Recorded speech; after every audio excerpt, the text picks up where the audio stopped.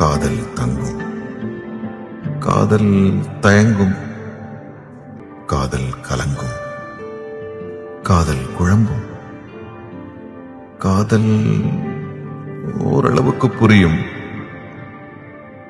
காதல் விலகும், காதல் பிரியும்.